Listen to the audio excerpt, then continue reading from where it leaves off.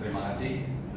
Sebelumnya terima kasih sangat sebesar-besarnya kepada Pak Arman sebagai tuan rumah yang bersedia memfasilitasi kegiatan kita hari ini dari KPPUD. Mungkin langsung aja Pak Arman, silakan. Pak Arman adalah Direktur Eksekutif KPPUD yang selama ini memang sudah bekerja sama dengan Investi dalam rangkaian FGD yang selama ini kita lakukan. Ini jadi gue berdiri apa duduk aja nih? Ya, terima kasih. Perkenalkan saya Sofyan Kerbowo selaku perwakilan dari Investi yang akan memandu acara kita hari ini. Sebelum kita mulai acara, mungkin saya ingin menyapa para panelis kita hari ini. Tentu saja ada tuan rumah di sini, Pak Direktur Eksekutif KPPUD, Pak Arman Suparman. Berikutnya, selamat datang Pak Dede. Silakan Pak, langsung Pak. Silakan Pak Dede. Selamat pagi. Selain saya Sofyan Pak, selain Pak Arman, Direktur Eksekutif KPPUD. Silakan Pak. Selamat datang pada Pak Luhur Dewantono, Pak Dede, selaku tenaga ahli Menteri Bidang Manajemen Industri dan Tenaga Olahraga. Selamat datang juga saya sampaikan kepada Pak Ito Parikesit yang sudah hadir secara daring, Direktur selaku Direktur Wisata Minat Khusus Kementerian Pariwisata dan Ekonomi Kreatif. Selamat datang juga Pak Mar Hafiz yang diwakili oleh Pak Kartiman dari Natuna, Kepala Bidang Destinasi Dinas Pariwisata dan Ekonomi Kreatif Kabupaten Natuna. Saya sampaikan selamat datang juga kepada Pak Bobi Rozano sebagai pengusaha dan owner dari pemilik dari Natuna Dive Resort. Dan kita kemarin banyak diskusi juga dengan Mbak Salsa di Natuna. Terima kasih atas kehadirannya.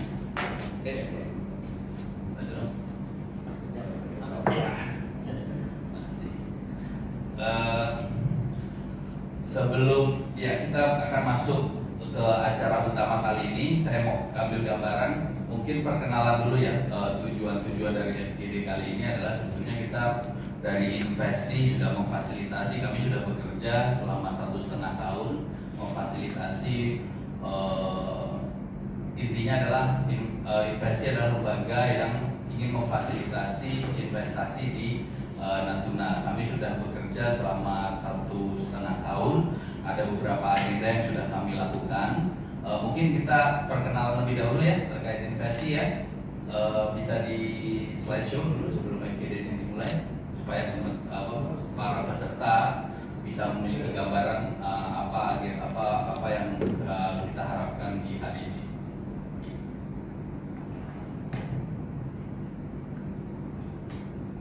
Sudah.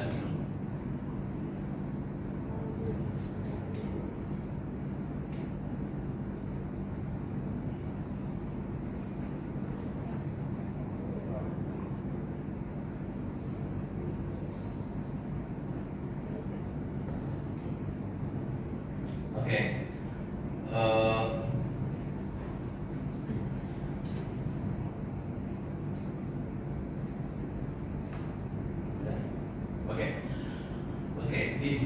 Investi sebetulnya adalah singkatan dari Invest in Southeast Asia. Kami adalah lembaga non pemerintahan yang berbasis di Singapura. Kami memiliki proyek-proyek di 3 negara, yaitu di Vietnam, Filipina, dan Indonesia.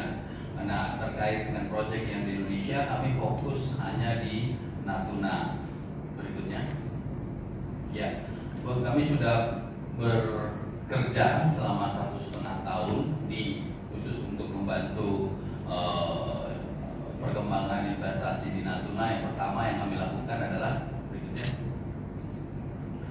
field research. Field research ini kami lakukan di 2023 untuk menyusun sebetulnya white paper. White paper itu yang kami lakukan tentang apa itu potensi dari Natuna, kendala-kendalanya, terus kemudian apa aja yang dibutuhkan dan kira-kira kolaborasi apa aja yang perlu dilakukan oleh kelompok masyarakat sipil, kelompok swasta swasta dan pemerintah daerah maupun pemerintah pusat di Natuna. Berikutnya kami juga melakukan media information, distribusi informasi ke berbagai media, juga terlibat dalam beberapa event seperti Kata Data Regional Summit. Terus kemudian juga kami membangun platform sosial media yang sekarang saat ini kalau nggak salah sudah hampir 5.000 followersnya, dan itu dibangun secara organik. Berikutnya, di 2023 kami juga kembali melakukan media trip. Itu waktu itu kami membawa 3 media, yaitu dari Harian Kompas, Business Indonesia, dan IBN Times. Kedepannya rencananya kami mengharapkan sebetulnya exposure yang lebih besar untuk Natuna, dan itu kami intensif berkomunikasi dengan teman-teman media yang di sini untuk membangun ketertarikan mereka untuk bisa melihat Natuna dari berbagai perspektif. Berikutnya kami juga terlibat di Investor Daily Roundtable 2023. Waktu itu yang hadir ada banyak pejabat-pejabat, ya, ada Pak Menteri Bahlil, ada Pak Enggar, ada banyak pejabat-pejabat level menteri yang juga hadir di forum tersebut, dan kami juga memperkenalkan investasi kepada beliau-beliau ini. Terus kemudian di 2023 kami juga sudah melakukan FGD pertama dengan KPPUD dan beberapa stakeholders lainnya, dan social media activation-nya juga tumbuh lumayan pesat di tahun ini. Jadi kira-kira itu berikutnya. Nah, apa yang kami fokuskan di Natuna ada 4 pilar, yaitu ecotourism, fisheries, natural resources, dan human capital. Terkait fisheries kita tahu kemarin Kementerian KKP baru mengimplementasikan penangkapan ikan terukur, sedangkan dari hasil field research kami di Natuna sebetulnya ecotourism dan sport tourism itu jadi sesuatu yang kami bisa highlight, ya, karena di situ ada diving, ada macam-macam, yang kemarin juga ada event GFNY di sana. Itulah kenapa kami mengundang dari perwakilan dari Kemenpora untuk bisa memberikan urun rembuk dan urun pikirnya untuk bisa berkontribusi mengkolaborasikan apa yang bisa kita berikan untuk Natuna. Kira-kira berikutnya, sekira itu saja mungkin yang bisa kami sampaikan. Mungkin untuk diskusi pertama saya kemarin diskusikan bahwa Pak Arman untuk bisa memberikan sambutannya, karena beliau nih cukup intens terlibat dalam program-program investasi. Silakan Pak Arman.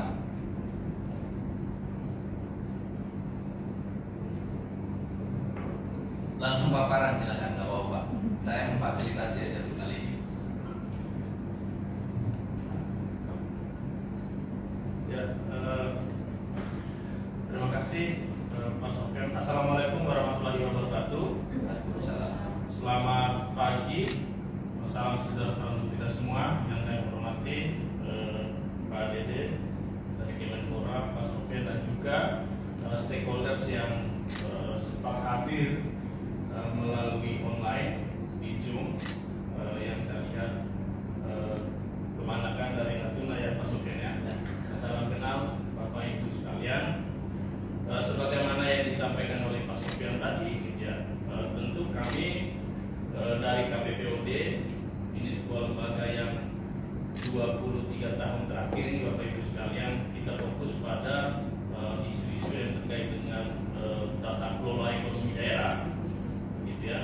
Kita melakukan kajian, kemudian advokasi, kemudian asistensi terhadap apa yang dari teman-teman kami dalam kajian-kajian selama ini, baik yang terkait dengan tata kelola itu sendiri maupun yang terkait dengan misalnya kemudahan berusaha, peraturan daerah, dan juga yang terkait dengan keuangan dan fiskal daerah, ya. Dan dalam berangkat dari konteks itu, Bapak Ibu sekalian, kami sangat mengapresiasi intensi sebenarnya, ya. Kenapa? Karena dari 500-an sekian kabupaten kota di Indonesia, kenapa mereka menaruh perhatian ke paling selatan dan paling utara Indonesia, gitu ya. Dan seperti yang kita ketahui bersama, gitu ya, ini satu tempat atau satu titik dalam wilayah Indonesia yang cukup menarik perhatian dunia internasional juga. Tetapi dalam kacamata pembangunan nasional, kami kira ini adalah Bank Indonesia bagi dunia luar, tetapi juga pembangunan di Natuna itu sendiri sebenarnya menunjukkan bagaimana komitmen pemerintah sebenarnya terhadap daerah terluar tertinggal, gitu ya. Dan kita tempatkan Natuna ini sebagai salah satu laboratorium ya bagi kami KPU untuk melihat seberapa besar perhatian atau seberapa dalam komitmen pemerintah untuk pemerataan pembangunan di Indonesia. Karena ini sudah jauh gitu ya, dengan segala macam tantangan segala macam. Nah, itu apresiasi yang pertama. Kemudian yang kedua, Bapak Ibu sekalian, pada kesempatan ini sebenarnya kami dari KPU ingin sedikit memberikan gambaran apa yang menjadi tantangan pembangunan daerah, lebih khusus lagi di Natuna, gitu ya. Apalagi kalau melihat di yang kemarin Pak Sofian, Natuna ini punya produk unggulan ekowisata, gitu ya. Wisata bahari yang selama ini tampaknya seperti emas yang masih dipendam dalam lumpur ini Pak, gitu ya. Belum dikenal oleh dunia luas, sehingga kontribusinya terhadap pembangunan daerah, lebih khusus lagi kesejahteraan masyarakat Natuna juga belum tampak terasa dengan baik, ya. Dan dalam konteks itu Bapak Ibu sekalian, kami melihat ada beberapa hal yang mesti kita lihat ke depan, yang mana nanti mungkin kita bisa diskusikan apa peta jalan, apakah setahun ke depan, 5 tahun ke depan, atau 10 tahun ke depan, kalau kita ingin, gitu ya, menaruh harapan pada produk-produk unggulan yang dimiliki Natuna untuk apa? Untuk meningkatkan daya saing Natuna itu sendiri. Nah, karena itu Bapak Ibu sekalian, dari perspektif otonomi daerah dan desentralisasi, saya menyampaikan beberapa talking points, gitu ya. Baik itu tantangan dalam hubungan dengan pemerintah pusat maupun dalam tantangan proses tata kelola pembangunan di daerah Natuna itu sendiri. Next, karena kita tahu Bapak Ibu, ya, kalau kita bicara dalam konteks pembangunan di daerah, tentu ini sudah menjadi klasik yang selalu kita dengar ya, meningkatkan kesejahteraan. Dan bagi kami di KPPOD Pak Dede, untuk mencapai kesejahteraan itu jalannya ada 4 gitu, yaitu pelayanan publik, kemudian yang kedua itu adalah peningkatan pemberdayaan masyarakat, dan yang ketiga itu adalah peningkatan peran serta atau partisipasi masyarakat, dan yang terakhir adalah peningkatan daya saing, gitu ya. Karena itu Bapak Ibu sekalian, kalau kita ingin membayangkan kesejahteraan masyarakat Kabupaten Natuna, kita perlu membenahi 4 ini. Pertama itu adalah pelayanan, kedua itu pemberdayaan, ketiga peran serta, dan yang terakhir adalah daya saing. Seperti apa itu nanti bekerja, nanti akan saya ceritakan pada slide berikutnya. Okay. Tetapi Bapak Ibu sekalian, kalau kita bicara pembangunan daerah, itu tidak berbicara ansih di daerah. Kenapa? Otonomi daerah itu kan hasil pelimpahan dan penyerahan kewenangan dari pemerintah pusat, gitu ya. Karena itu seringkali dari catatan dan kajian KPPOD, pembangunan di daerah atau nanti di Natuna itu juga sangat bergantung seperti apa dinamika hubungan antara pemerintah pusat dan pemerintah daerah, gitu ya. Hubungan yang terkait dengan kewenangan, pembinaan pengawasan, dan juga yang terkait dengan hubungan fiskalnya. Dan dalam konteks ini tentu kehadiran Pak Dede dan juga stakeholder dari pemerintah pusat tentu ingin kita mencari jalan nih agar hubungan ini bisa dibenahi dengan baik dalam konteks meningkatkan pembangunan di Natuna ke depan, ya, Nah, Bapak Ibu sekalian, kalau kita melihat di kerangka ini seperti yang saya sampaikan tadi, gitu ya, ultimate goal untuk kesejahteraan dan jalan menuju ke sana itu adalah ada 4, gitu ya. Desentralisasi fiskal. Dengan desentralisasi fiskal ini, Kabupaten Natuna itu punya kewenangan untuk menarik pajak dan retribusinya itu di sisi penerimaannya. Sementara di sisi belanja, dia juga punya kewenangan untuk membelanjakan atau melakukan pengeluaran terhadap APBD-nya untuk pembangunan di sana. Tetapi dalam konteks ini juga Bapak Ibu sekalian, kita tahu ada juga dana perimbangan atau sekarang disebut transfer ke daerah, ada DAU, DBH, kemudian DAK, yang mana dalam catatan kami selama ini juga Pak Dede, meskipun sering tidak sampai pada kondisi yang ideal, ini juga menjadi catatan tersendiri juga yang membuat upaya tata kelola di daerah itu juga berjalan maju mundur, gitu ya. Kemudian di desentralisasi politik ini tidak bicara pilkada saja Bapak Ibu sekalian, tetapi bicara bagaimana akses publik itu untuk terlibat dalam penyusunan kebijakan. Dan dalam konteks ini yang kita harapkan ke depan misalnya kalau kita bicara ekowisata atau peningkatan infrastruktur di Kabupaten Natuna, bagaimana akses publik terutama stakeholders kuncinya itu terlibat dalam proses penyusunan kebijakan itu.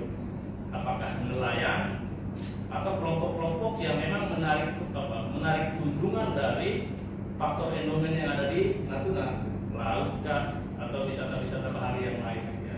Yang terakhir soal desentralisasi administrasi ini bicara soal kewenangan, yang mana memang menarik sebenarnya kalau di Natuna ya ada di sana banyak sektor yang terlibat, gitu ya, sektor kelautan, perhutanan, bahkan mungkin perkebunan juga. Yang kalau kita lihat selama ini Bapak Ibu sekalian di Undang-Undang Pemda, sektor kelautan, perkebunan dan perhutanan itu kan ada di provinsi ya. Gitu ya. Tentu ini jadi tantangan tersendiri juga untuk Pemda Kabupaten Natuna, gitu ya.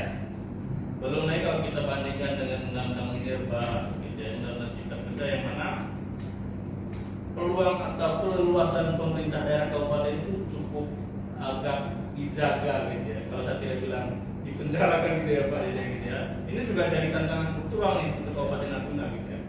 Nah, yang terakhir soal desentralisasi ekonomi ini ruang di mana aktor non negara itu atau sektor privat atau para pelaku usaha itu dilibatkan dalam pembangunan di Natuna. Karena kita tahu dengan keterbatasan daerah, apakah keterbatasan sarfras, SDM atau keterbatasan fiskal misalnya, kehadiran pihak ketiga dalam hal ini sektor privat memang sangat dibutuhkan. Karena itu juga kita harapkan ke depan misalnya di Natuna atau Pemkab Natuna itu memberi ruang yang sebesar-besarnya bagi kelompok swasta untuk terlibat di dalam pembangunan di Natuna. Tetapi 4 jalan ini Bapak Ibu sekalian itu sangat tergantung di prakondisi yang di bawah ini soal kerangka kebijakan baik di pusat dan di daerah. Kalau di daerahnya itu bagaimana kualitas kebijakan peraturan daerah dan juga peraturan kepala daerah nih terkait dengan misalnya pembangunan ekowisata atau insentif fiskal yang diberikan kepada para pelaku usaha yang berkontribusi atau terlibat di dalam pembangunan di Natuna. Dan yang kedua adalah soal kepemimpinan politik. Dari catatan saya Bapak Ibu sekalian ini sangat menentukan, gitu ya, karena seringkali banyak daerah-daerah yang cukup progres, gitu ya, agresif dalam pembangunan, karena memang kepala daerah itu juga agresif dan itu akan hilang 5 tahun atau 10 tahun kemudian ketika berganti kepala daerah. Karena itu momen pilkada di November nanti itu sangat menentukan di bagi Natuna, gitu ya. Kemudian hubungan pusat dan daerah, dan yang terakhir soal kapasitas lokal. Nah, kapasitas lokal ini bukan hanya soal kapasitas Pemdanya, tetapi juga kapasitas stakeholders di sana. Seringkali di daerah Bapak Ibu sekalian, masyarakat terutama stakeholders non Pemda itu mengikut saja apa yang menjadi program atau apa yang menjadi yang diarahkan oleh pemerintah daerah, karena memang tidak punya kapasitas. Karena itu kapasitas lokal itu juga perlu dibenahi. Nah, kami mempropose beberapa parameter ya Bapak Ibu sekalian, terutama untuk Bapak Ibu di Natuna, gitu ya. Next. Pertama soal ini 10 variabel yang kami selalu pakai 23 tahun ini Pak Dede, gitu ya. Kalau kita bicara tata kelola ekonomi daerah, gitu ya, 10 variabel ini mesti benar-benar diperhatikan, gitu ya. Mulai dari biaya transaksi itu soal bagaimana kebijakan daerah terkait dengan pajak dan retribusi. Nah, hari-hari ini kita ribut dengan pajak retribusi. Ini sangat menentukan, gitu ya. Terutama yang diharapkan oleh sektor atau sektor privat, gitu ya, soal insentif fiskal misalnya. Dari catatan kami Bapak Ibu, insentif fiskal dan penggunaan menurut saya cukup menarik juga bagi para pelaku usaha untuk berinvestasi di daerah-daerah ini, gitu ya. Kemudian yang kedua soal interaksi Pemda dan para pelaku usaha, gitu ya. Bagaimana interaksi Pemda Natuna dengan para pelaku usaha di sana itu juga sangat menentukan. Kemudian yang kedua kualitas perda. Kualitas perda itu bicara bagaimana perda-perda, apakah perda pajak, perda perizinan, atau perda ketenagakerjaan, ini juga menjadi perhatian, gitu ya, dari para pelaku usaha untuk berinvestasi. Kemudian keamanan dan resolusi konflik, tentu ini juga sangat relevan untuk Natuna. Kemudian perizinan, nah, apakah Kabupaten Natuna itu sudah melakukan inovasi terkait dengan pelayanan perizinan. Inovasi ini apa? Memberikan kemudahan terkait dengan prosedur, waktu dan biaya terkait dengan perizinan usaha yang ada di sana. Tidak hanya untuk para investor besar, tetapi juga untuk para pelaku UMKM. Ya. Kemudian yang berikut soal program pengembangan usaha swasta ini juga mesti diperhatikan. Nah, yang berikut ini yang penting soal infrastruktur. Infrastruktur ekonomi terutama jalan, gitu ya, jembatan, listrik, internet saat ini Bapak Ibu sekalian itu sangat menjadi variabel determinan, gitu ya. Dan catatan kami dari indeks daya saing daerah berkelanjutan yang kita keluarkan 2020 dengan 2022, Natuna tampaknya punya pekerjaan rumah besar di sini soal infrastruktur jalan terutama, gitu ya. Kemudian itu soal kapasitas dan integritas Pemda, gitu ya. Ketenaga kerja. Nah, ketenaga kerjaan ini Bapak Ibu sekalian, tentu Natuna ini menjadi kasus yang sangat unik, gitu ya. Yaitu jauh dari Sumatera Daratan, gitu ya. Tentu yang kita harapkan dalam konteks itu adalah tenaga kerja lokal yang berkualitas, gitu ya. Apakah misalnya nanti untuk mengatasi persoalan ini misalnya dengan membuat PLK atau kerjasama dengan kampus-kampus untuk menyediakan di sisi input terkait dengan tenaga kerja lokal ataupun tenaga kerja yang turut berkontribusi dalam pembangunan di Natuna. Dan yang itu soal akses lahan, gitu ya. Ya para pelaku usaha misalnya butuh lahan, seringkali ini juga menjadi salah satu persoalan saat ini, terutama dari catatan kami Bapak Ibu sekalian, persetujuan pemanfaatan ruang itu juga menjadi masalah saat ini, gitu ya. Dulu kan izin lokasi ya, sekarang namanya kedua, persetujuan pemanfaatan ruang kalau RDTR daerah itu belum. Kalau RDTR daerah itu sudah ada namanya konfirmasi pemanfaatan ruang, gitu ya. Ini jadi masalah kan? 10 variabel ini Bapak Ibu sekalian, ini menjadi perhatian yang sangat besar dari para pelaku usaha untuk berinvestasi di daerah-daerah. Next, sama sebenarnya waktu ya, Pak? Masih Pak. Bisa cepat saja. Cepat saja. Nah, ini indeks daya saing daerah yang kita buat Bapak Ibu sekalian, gitu ya. Dan menggarisbawahi apa yang saya ceritakan dalam slide sebelumnya, gitu ya. Karena kita bicara ekowisata, gitu ya. Ekowisata itu kan menjaga keseimbangan dengan antara pariwisata dengan lingkungan, gitu ya. Dan catatan kami untuk Natuna misalnya, manajemen sumber daya lingkungan ini mungkin butuh perhatian, gitu ya. Untuk kemudian mitigasi terhadap bencana juga, gitu. Kemudian di ekonomi berkelanjutan, yang jadi catatan tadi soal ketersediaan infrastruktur ekonomi dan juga kemampuan keuangan daerah. Kemandirian fiskal Natuna itu belum bergerak level mandiri, Bapak Ibu sekalian. Dan itu sangat mempengaruhi keleluasan daerah untuk menjalankan program-program terkait, gitu ya. Dan yang terakhir soal tata kelola yang kita dorong memang kalau kita bicara kelompok masyarakat kecil, pelaku UMKM yang menarik manfaat dari wisata bahari di sana misalnya, keterlibatan mereka itu menjadi sangat isu yang perlu diperhatikan. Next.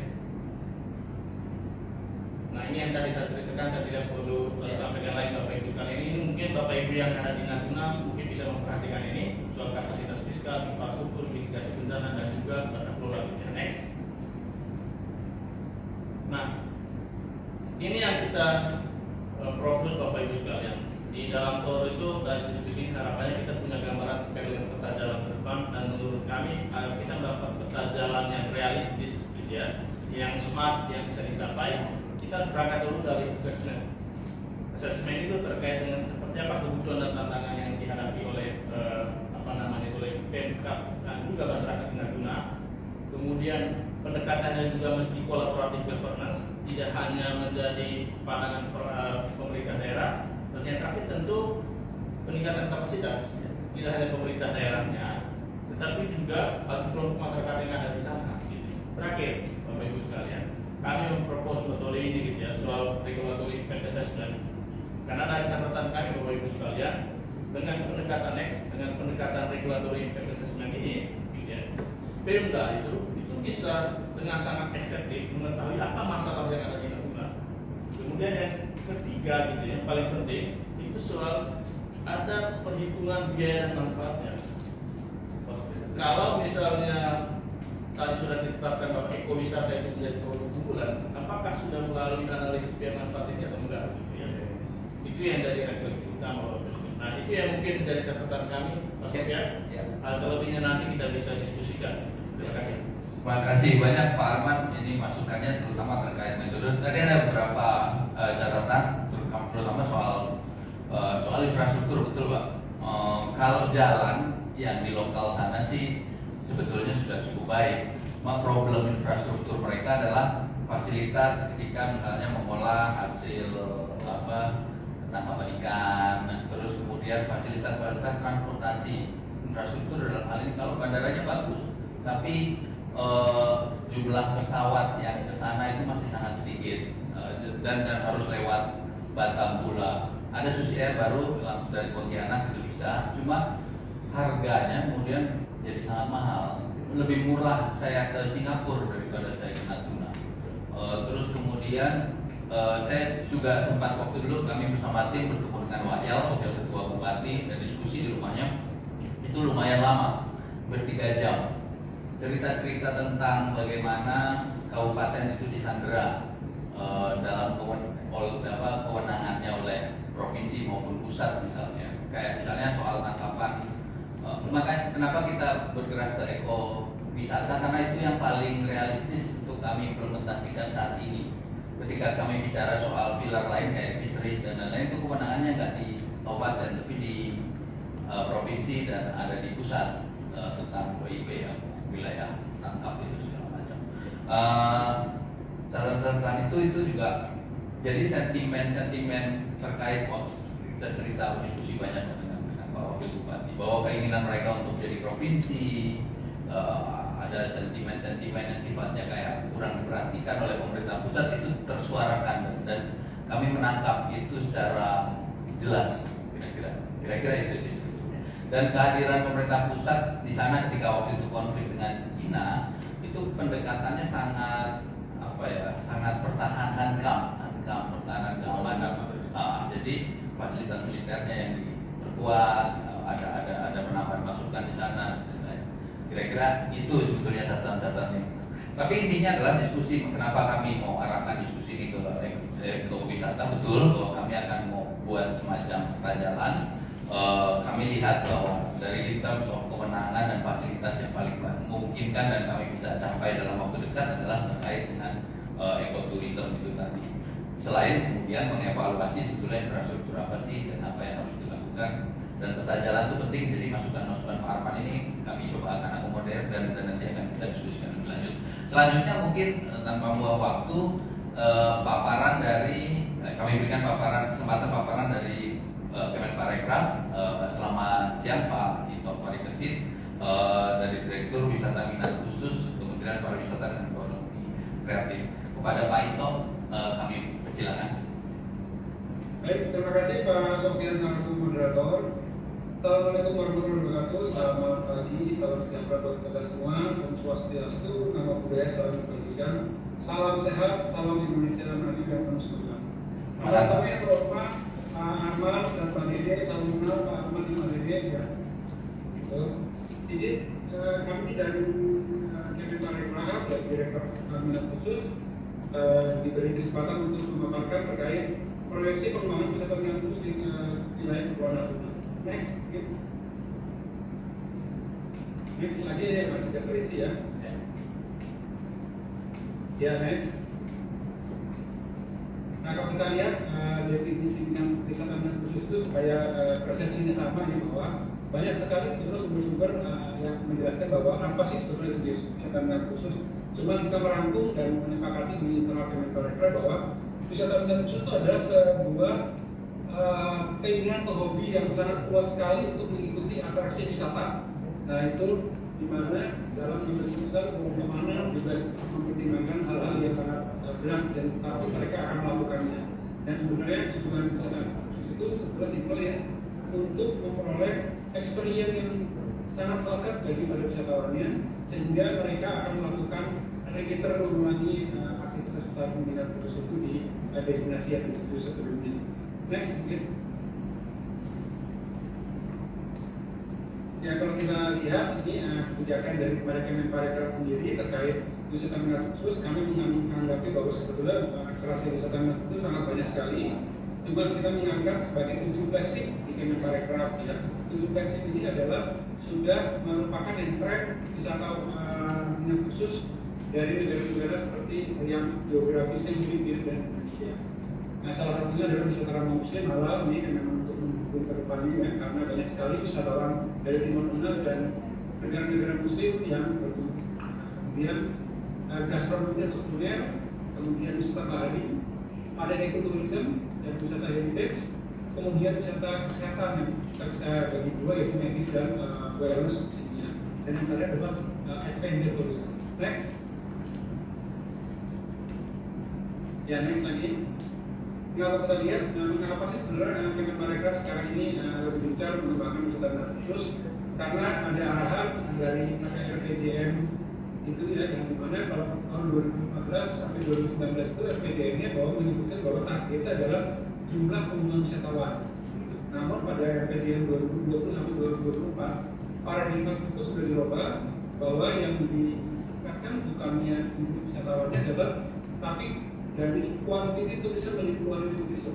Nah, salah satunya adalah untuk menyikapi apa itu quality tourism dengan mengembangkan wisata minat khusus.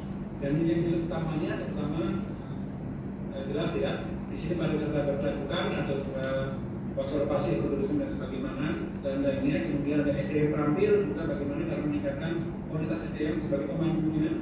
Dan ketiga adalah kepuasan pengalaman ini untuk experience dan keempat adalah diversifikasi program yaitu mengembangkan varian-varian baru di wisata seminar khusus dan terakhir adalah adaptasi teknologi. Next. Nah, kalau kita lihat tantangan dan kesempatan dalam pengembangan wisata seminar khusus tentu ada beberapa ya, seperti tantangan berkelanjutan bahwa dalam setiap aktivitas seminar khusus harus mengedepankan kaidah-kaidah konservasi supaya pengembangan atau atraksinya tadi bisa berlanjut lebih lama atau sustainable. Kemudian terkait safety di sini ya, terutama karena wisata minat khusus banyak sekali memang berisiko ya seperti diving, adventure segala. Untuk itu kita akan melakukan pengembangan terhadap pemandu wisatanya sehingga image terhadap wisata minat khusus di Indonesia itu di pada atau domestik akan bagus bahwa itu bisa sebagai daerah safe wisata minat khusus. Sebagai pengelola destinasi juga tadi jelas sudah disampaikan oleh Pak Arman ya. Jadi kita perlu mengintegrasikan 3 arnya atraksi, komunitas dan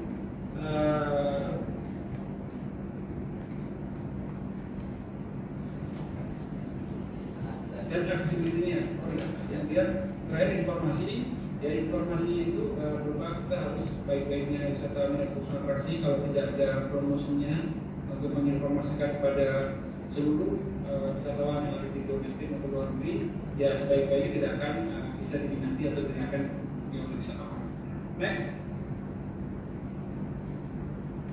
Nah, ini kalau kita di Kemenparekraf ya, terdapat strategi pengembangan wisata minat khusus yang mungkin bisa diaduk juga untuk kawasan Natuna. Ya, pertama adalah produk development wisata minat khusus. Jadi sini dari pengembangan produk sendiri kita bisa melakukan diversifikasi produk, yaitu mencari atraksi-atraksi baru, kemudian bisa menyusun pola perjalanan atau jalur wisata.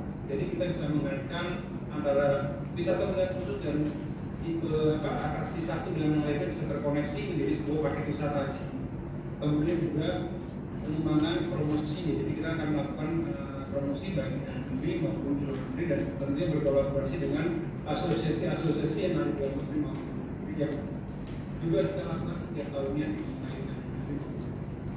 Ketiga yang tadi saya sampaikan bahwa pengembangan SDM wisata minat khusus ini tujuannya salah satu ini untuk keterampilan di dalam memandu wisata minat khusus yang memang berisiko untuk terjadi insiden sehingga perlu ditinggalkan kualitasnya untuk membuat sebagai image bahwa Indonesia sebagai destinasi wisata minat khusus yang terakhir adalah kita harus siap memasuki adaptasi baru meskipun sudah tidak COVID yang berlalu lama, tapi kaidah-kaidah CAS itu tetap kita harus pakai untuk dari virus baru yang masuk ke Indonesia.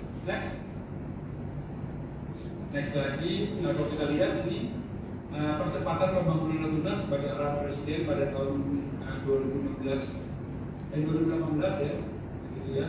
Di mana ada 5 sektor, pertama kelautan dan perikanan, kemudian pariwisata, pertahanan keamanan, sumber daya alam, minyak banyak dan jelas. Terakhir dari menuju di mana poin 2 ini pariwisata mendapat arahan dari Presiden sehingga dengan paragraf otomatis memang perlu mengembangkan sektor pariwisata ini. Next. Yang kalau kita lihat ini sebagai potensi wisata alam, ada geoparknya ya. Yang saat ini terdapat 9 geoset yang didapatkan informasikan, dan statusnya sekarang masih geopark nasional kalau nggak salah ya. Dan besar harapan untuk menjadikan geopark nasional ini menjadi UGGP atau Global Geopark Network. Nah, kalau memang bisa sampai menjadi Global Geopark Network, ini merupakan sebuah ikon internasional yang dapat memancing wisatawan untuk datang ke Natuna, karena branding yang diciptakan oleh UNESCO ini otomatis akan tersebar dalam hal promosi ke mancanegara. Next.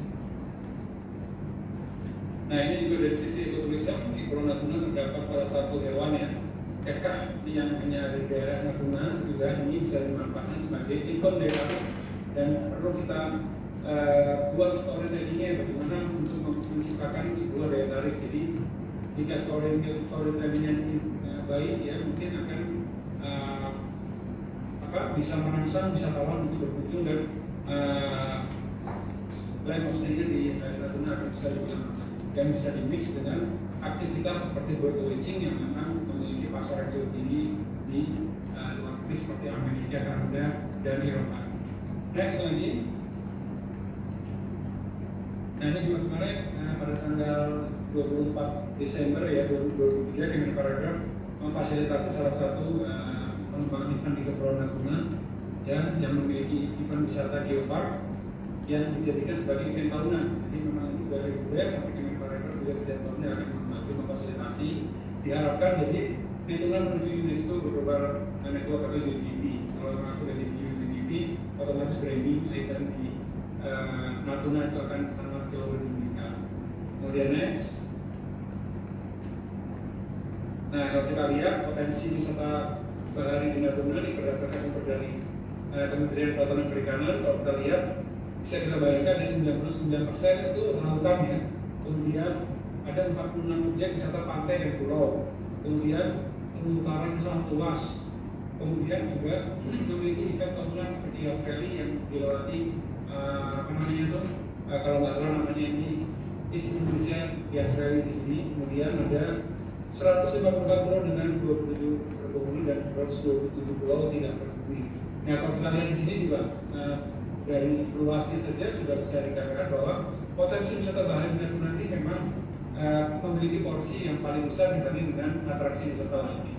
Seperti bisa memanfaatkan untuk water sport, snorkeling, scuba diving, fishing, windsurfing, dan satunya yacht yang memang sudah menjadi jalur relis di tahunnya.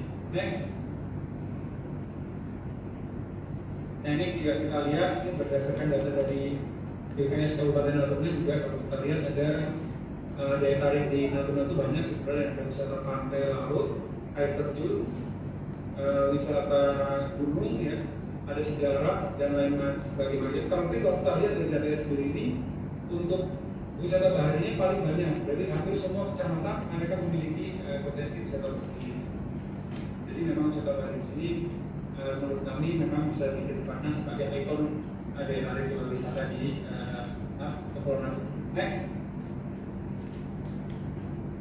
Nah, ini juga kalau kita lihat secara general di Indonesia secara lebih 4 tahun berturut-turut sebagai negara terbesar dunia yang merupakan jantung dari segitiga terumbu karang. Indonesia selama 5 tahun tersebut selalu mendapat the best world diving destination. Jadi sebenarnya di rumahnya sudah ada, tinggal bisa nanti Natuna berkolaborasi dengan stakeholder diving lainnya dalam mereka meningkatkan kualitas destinasi diving di Natuna. Jadi ini yang fokus sudah ada dan penghargaan banyak sekali di Indonesia, jadi kemungkinan besar Natuna bisa ikut dalam acara-acara penghargaan untuk mendapatkan image yang baik dari masyarakat. Next. Nah, ini juga terkait wisata selam, regulasinya sudah lengkap ya. Ada Permen Pariwisata dan Nomor 7 tahun 2016, di mana di sini sudah mengatur bagaimana do and don't say dalam melakukan wisata selam. Jadi ini peraturan ini dimiliki tidak banyak di negara. Salah satu rival kita adalah Filipina, yang Filipina juga saat ini sedang menggarap peraturan seperti ini yang kerjasama dengan seluruh stakeholder di bidang wisata selam. Jadi ini tujuannya adalah untuk menciptakan image bahwa destinasi wisata selam di Indonesia itu aman dan nyaman untuk dikunjungi. Next. Nah ini juga selain tadi permen pengaturan wisata selam juga Kementerian Pariwisata berkolaborasi dengan DIN atau Diver Alert Network yang mereka sebuah organisasi internasional dirgantara yang memang mementingkan masalah safety dan ini. Nah ini branding dan DIN ini sangat terkenal di seluruh dunia yang bahkan menjadi pelopor dalam hal safety. Jadi kalau memang kita sudah berkolaborasi dengan DAM dan negara lain tahu juga bahwa kita memiliki kerjasama, otomatis mereka akan percaya bahwa sistem keamanan yang dilakukan baik di Indonesia akan lebih terjamin terhadap wisatawan sendiri. Oke, next. Ini juga ada potensi wisata mancing di Natuna, saya kira ya. Cuma mungkin nggak saya jelasin satu-satu, karena banyak karena ini terkait infrastruktur, masalah cuaca, segalanya yang belum bisa dilakukan secara fair sini.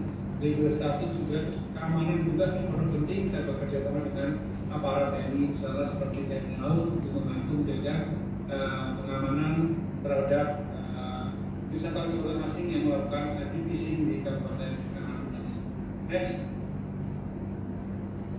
Ini juga sudah ada beberapa manfaat wisata mancing yang memang bisa kita bermanfaatkan, ya, karena sebagai multifungsi dan juga selain menarik minat wisatawan juga memperdayakan nelayan juga di sini untuk mencari peningkatan perekonomian. Ya.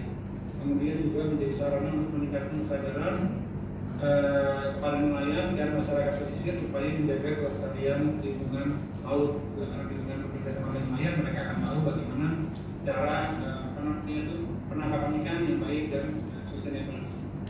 Kemudian juga bisa mendorong nelayan untuk melakukan alat tangkap yang ramah lingkungan. Jadi memang alat tangkap itu juga mungkin disebut tidak bisa mematikan banyak laut ikan sekalian, makanya jadi istilah kata fishing sustainable fishing. Yang terakhir adalah membangkitkan partisipasi nelayan untuk menjaga kelestarian. Next. Tetapi memang ada dampak negatifnya juga ya terhadap dunia fishing ini. Cuma ada suatu cara ya memang yang sudah banyak dilakukan oleh pada asosiasi pemandu fishing.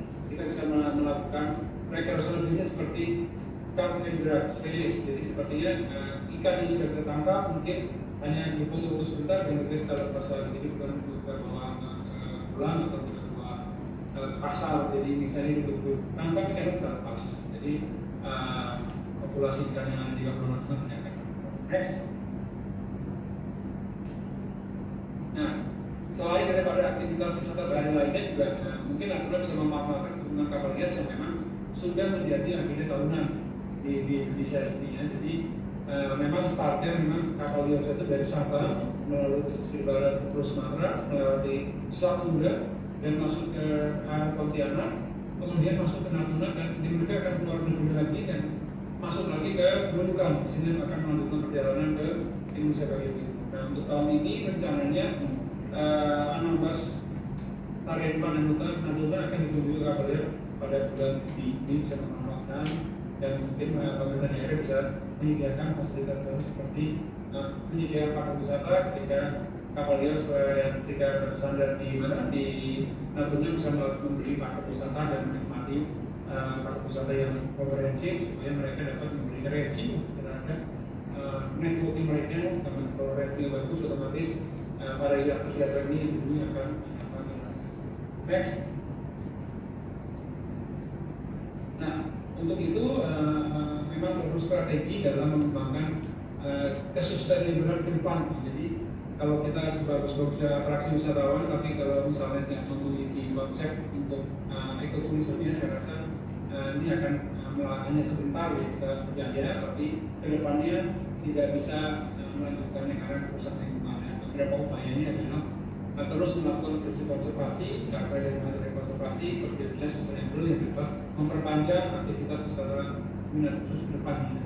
kemudian juga prinsip melibatkan masyarakat. Jadi tujuannya memberi peluang kesempatan untuk masyarakat berpartisipasi dalam mengembangkan bangsa.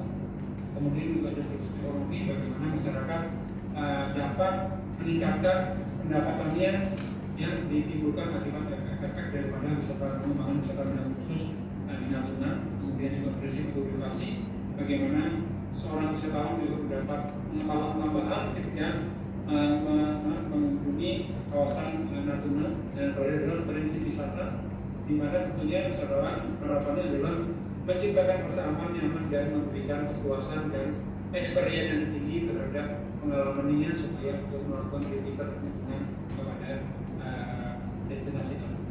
Next.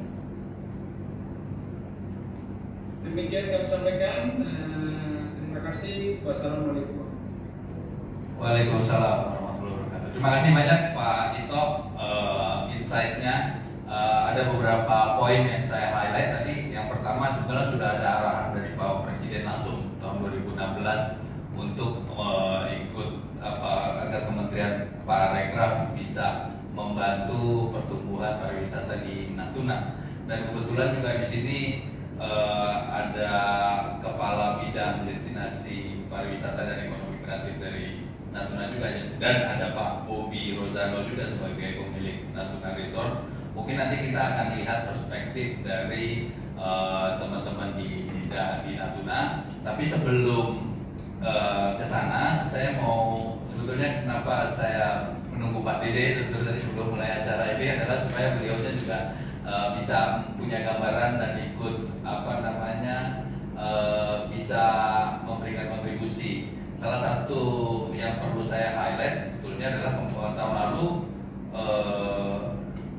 Natuna baru aja jadi tuan rumah Grand Fondo New York GFNY. Itu event yang lumayan bergengsi Pak, lumayan besar. Dan kemudian ketika kami juga memantau, melihat situasi di Natuna, turismenya itu agak-agak ke arah sport.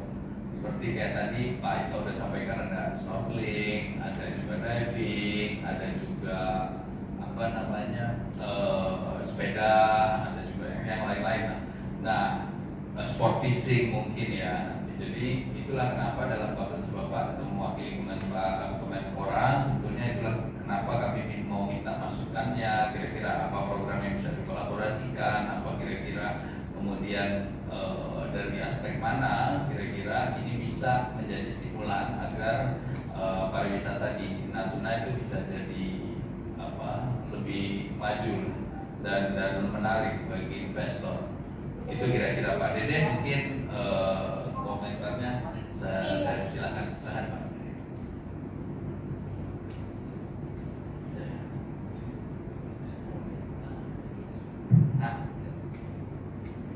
Assalamualaikum warahmatullahi wabarakatuh. Salam sejahtera buat semuanya.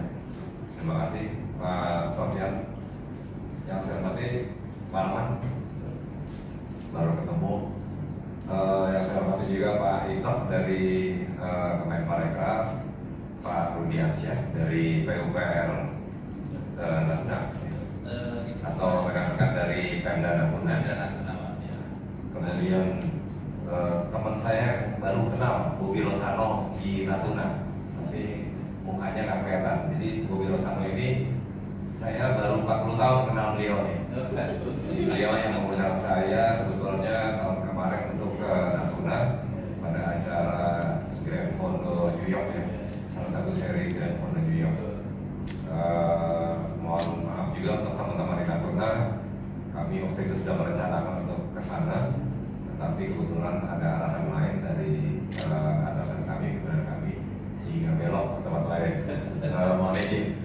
Next, karena waktu itu memang waktunya sangat mepet ya. Next, insya Allah kami akan ke sana. Jadi kalau cerita pertama kali cerita Natuna dulu teman-teman, saya 2008 sebelum Pak Bobi saya sudah ke sana. Karena saya salah satu tim perencanaan untuk Bandara Natuna waktu itu.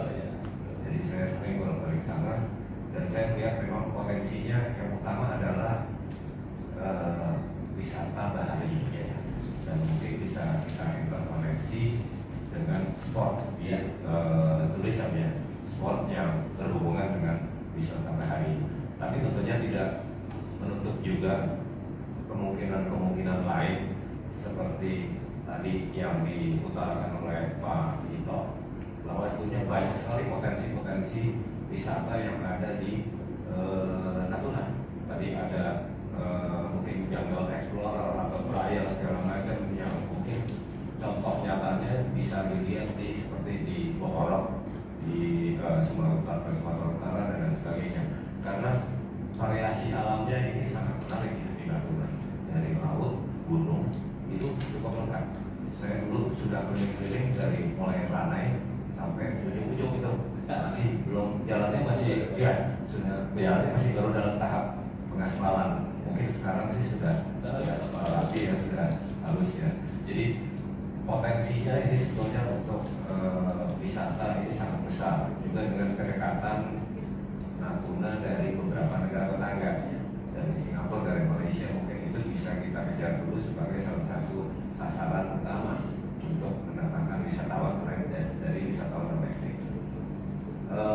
Untuk kaitannya dengan sport, dengan keolahragaan, saya ini sebetulnya kalau untuk wisata olahraga itu arahan dari pimpinan juga sudah harus bergandengan tangan dengan Pak Ito. Makanya di beberapa kegiatan Pak Ito ya, kita kan seperti Sel Nusantara dan beberapa kegiatan lain, kemarin mungkin F1 di Danau Toba, itu memang kami diwajibkan untuk gandengan tangan sama Pak Ito di mana-mana. Jadi insya Allah ke depan kolaborasinya dengan Pak Ito ini makin kental ya Pak Ito ya, izin Pak. Dan kami juga mendorong potensi-potensi wisata sport yang ada di seluruh Indonesia. Jadi mana potensinya, seperti kemarin kita adakan festival olahraga ekstrim untuk gantole, untuk para layang. Waktu itu juga kita pernah untuk Sel Nusantara, kita juga pernah join di situ. Dan kita berharap juga informasi-informasi seperti ini bisa lebih intens disampaikan kepada kami, sehingga kami tahu mana potensi-potensi sport wisata di daerah. Sebagai contoh, kemarin kami juga ke Payakumbuh, Pak. Ternyata di Payakumbuh itu tidak hanya wisata bukit, wisata segala macam. Di sana juga ada rafting yang sangat baik di sana. Setelah kita telusuri di sana, jadi sebetulnya potensi wisata, potensi sport wisata ini yang menjadi masa ya Pak ya, itu sangat banyak di beberapa daerah. Mungkin nanti di Natuna pun kalau kita ekspor itu banyak sekali. Nah itu butuh juga sebetulnya inisiasi dari mungkin komunitas tempat, dari mungkin pemuda-pemuda setempat, karuna segala macam.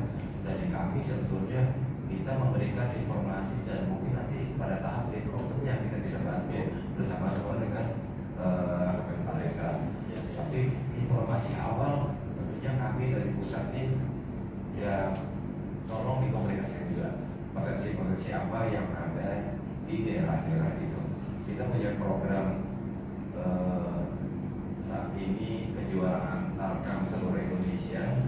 Sebetulnya arahan dari Pak Jokowi, Tarkam itu tidak hanya kejuaraan olahraga saja, tapi membangun kebugaran masyarakat di seluruh kabupaten di seluruh Indonesia. Dan itu upaya kita juga untuk lebih intens berkomunikasi dengan 514 kabupaten dan kota di Indonesia. Saya harap juga dari Dispora Natuna khususnya bisa mungkin mengirimkan semacam permohonan atau apapun untuk supaya kita lebih bisa komunikatif. Karena pada saat Ornas tahun 2023 lalu kita update komunikasi dengan seluruh dinas pemuda dan olahraga seluruh Indonesia, 500 sekian itu kabupaten dan kota. Kami sih berharap, kalau sekarang kan eranya kolaborasi ya, teman-teman sekalian kolaborasi, tentunya dengan Parekraf, dengan Pemda setempat, dengan Dispora setempat. Naungannya bagi kami itu sudah ada dalam desain besar olahraga nasional. Gitu. Jadi kami bernaung, ada naungan termasuk juga kalau saya berjabatan tangan, bergandengan tangan, jalan-jalan bareng dengan Pak Ito nanti ke Natuna, kita ada naungannya Pak Ito ya. Jadi kita tidak salah langkah. Itu yang kami harapkan informasi yang lebih banyak dari teman-teman di daerah dan tentunya lebih kreatif dalam menggali potensi yang ada di daerah. Itu sekian saja dari saya. Kalau kami sih siap untuk mendukung sebagaimana juga yang dilakukan Pak Ito, kami dari Kementerian siap untuk mendukung semua potensi sport yang ada di Natuna. Demikian dari saya.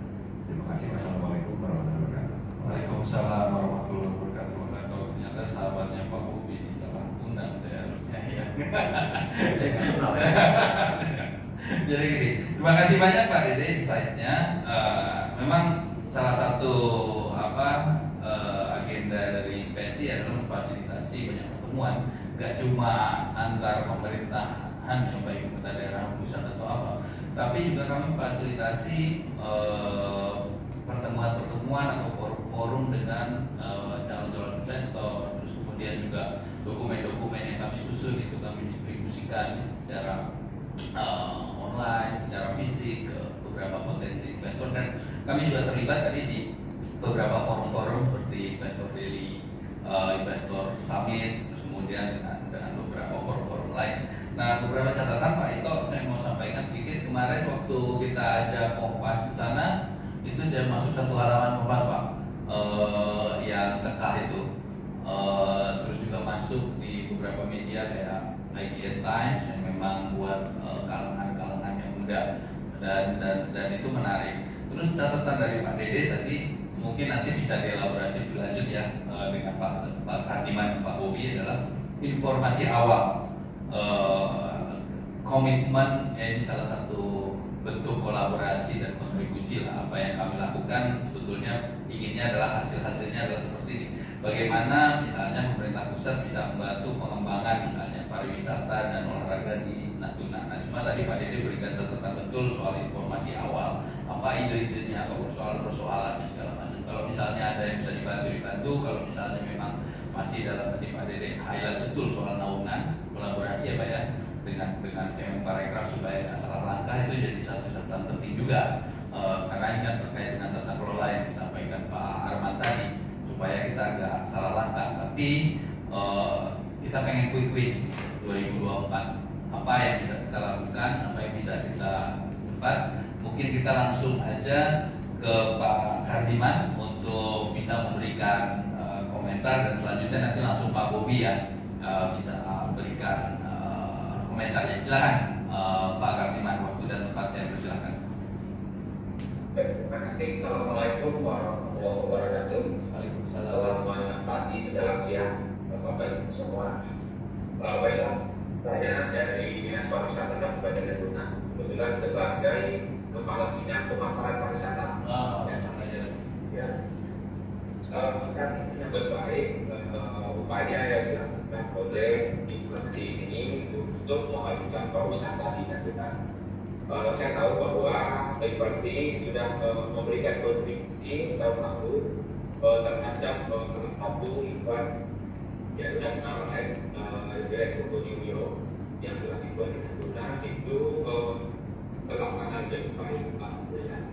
Kemudian untuk tahun ini beberapa hal yang dapat saya sampaikan. Pertama, kami masih memiliki kendala terkait dengan aksesibilitas ke tempat.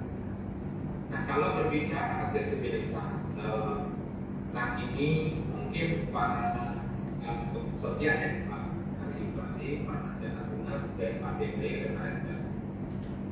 Nah, tiket dari Natuna itu sangat dari Batam itu bisa menembus itu di apa namanya tempat Natuna itu ada Namer, kemudian ada Windsor, dan Namer ini memang tiketnya masih kisaran 1,3 itu hanya jadwalnya 1-2 kali dalam seminggu. Nah, kami sudah melakukan beberapa promosi di baik di dalam kemudian termasuk di luar negeri juga terkait bagaimana untuk supaya wisata yang ada di Natuna ini bisa dilirik oleh wisatawan maupun mancanegara.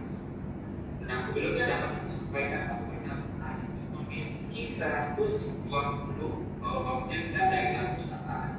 Kemudian 8% itu adalah wisata wajib. Tadi beberapa dari Bapak itu sudah diberitahu, dan dari sumber yang lainnya itu sudah mengarah kepada promosi dan artinya pemerintah pusat sudah mendalami informasi terkait potensi yang ada di Natuna. Kemudian pada tanggal 29 November 2014 Natuna itu ditetapkan sebagai geopark nasional. Nah, kami saat ini sedang berjuang bagaimana Natuna itu dapat menjadi penutup UNESCO Global Geopark. Nah, ada beberapa hal yang kami di samping kami memiliki keragaman hayati, keragaman budaya.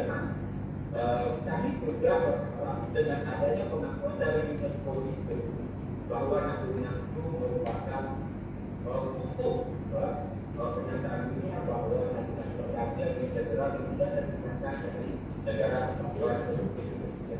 Itu adalah semangat kami dari perbatasan untuk menjaga Natuna ini supaya tidak dirongrong oleh pemerintah kita yang sah, supaya melakukan NKRI berkata kami. Tapi budaya ini Natuna ini seperti pada diri kita terletak karena mungkin kita semua tidak mengawasi dan tidak mendapatkan. Kemudian kami berharap kembali kepada transportasi.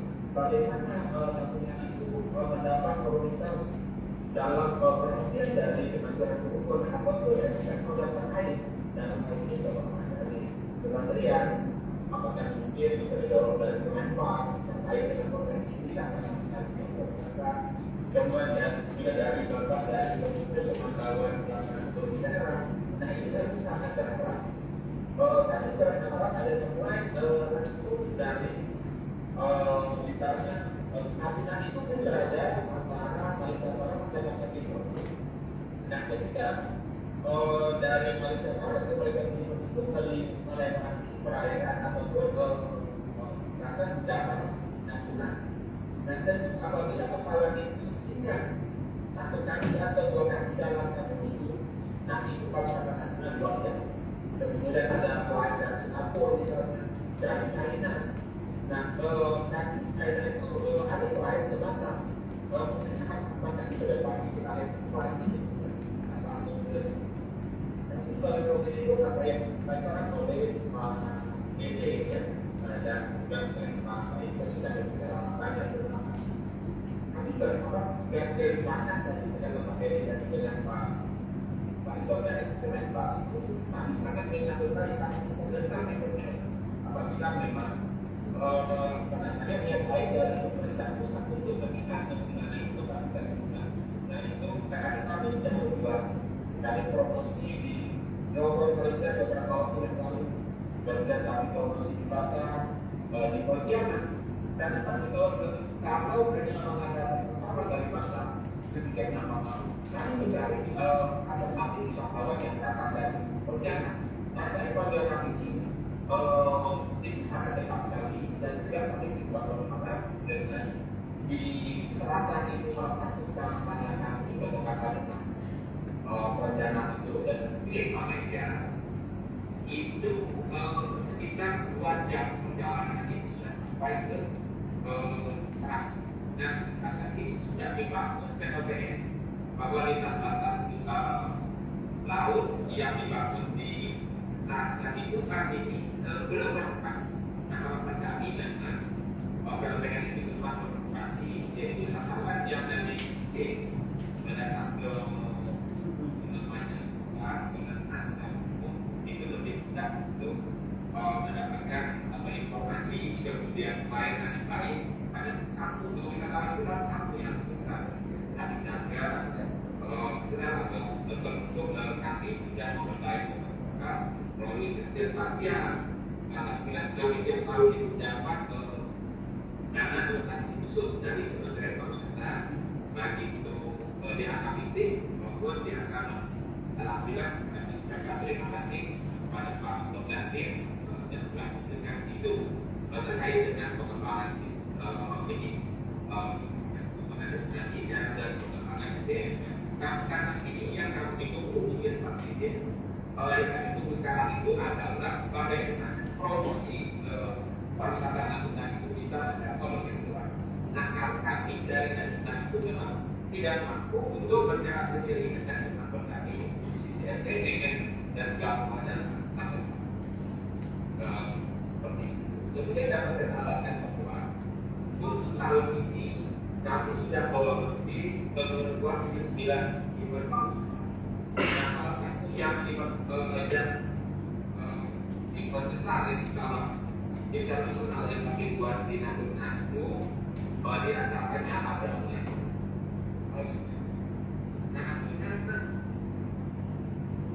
Natuna Geopark.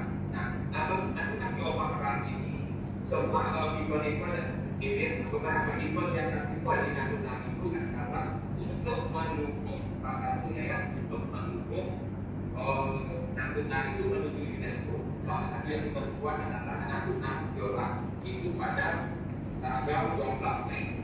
Kemudian ada juga parade jet ski dan festival jet ski. Nah, parade jet ski ini mungkin terkait juga dengan Pak Dede ya, mengenai dijanji di berikutnya. Ini kami mengundang para jet ski dari Kucing Malaysia yang sudah memberikan donasi ke kami itu sekitar 30 peserta dari Kucing Malaysia itu siap untuk melakukan parade jet ski dalam festival jet ski di sana.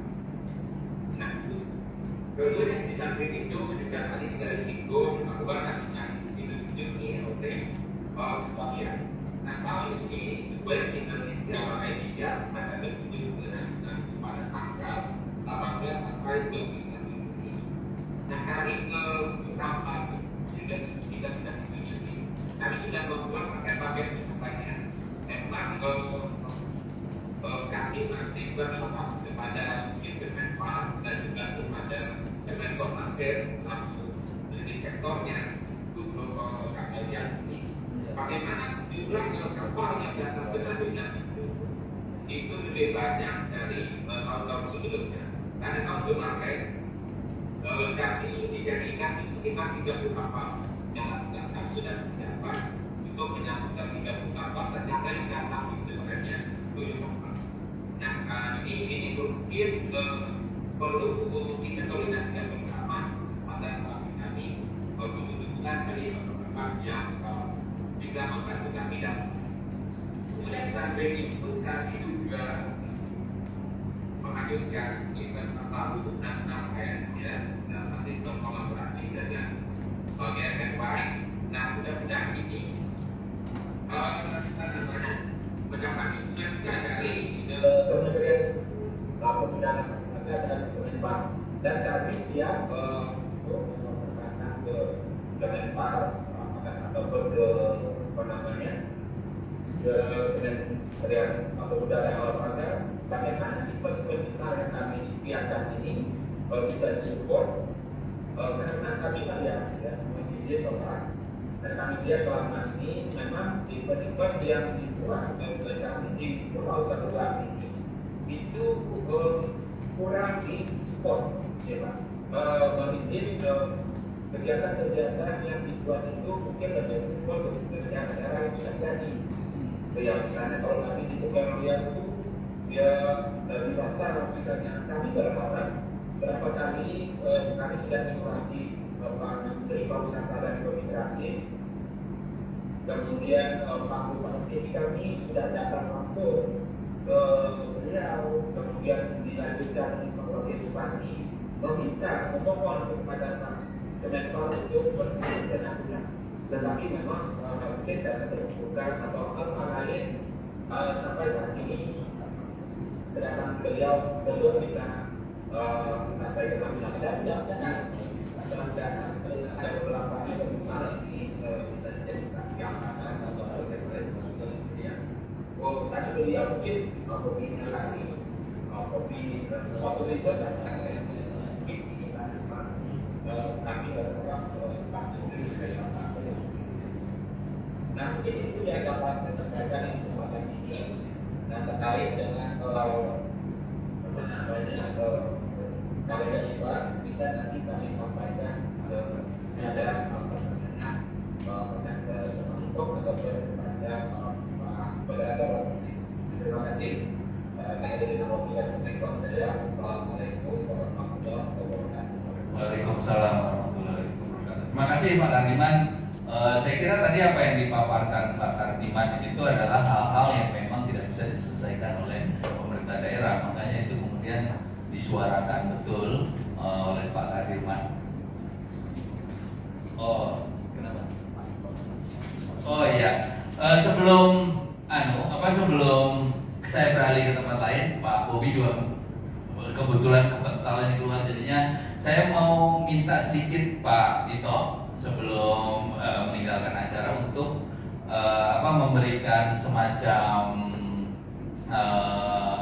catatan akhir lah, karena kami jujur terutama teman-teman di Natuna berharap bahwa diskusi dengan Kemenpar itu nggak berhenti sampai sekarang. Saya tahu betul Pak Menteri sekarang mungkin akan sangat sibuk ya, baik Pak Menteri Pariwisata maupun Pak Menpora, ini dua-duanya tokoh politik yang itu akan sangat sibuk di tahun politik ini. Jadi mungkin kita harus cari jalan keluar lain untuk bagaimana teman-teman di Natuna ini bisa difasilitasi kegiatan-kegiatannya dan bisa dibantu. Kira-kira itu singkat saja. Mungkin silakan Pak Tito catatan terakhirnya sebelum kita nanti lanjutkan diskusinya. Silakan Pak Tito.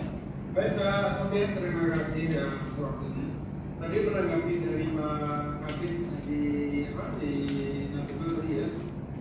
Mungkin ada beberapa yang kita bisa kolaborasikan. Pak Kabit salah satunya adalah melihat itu untuk mengembangkan wisata diving di Natuna itu.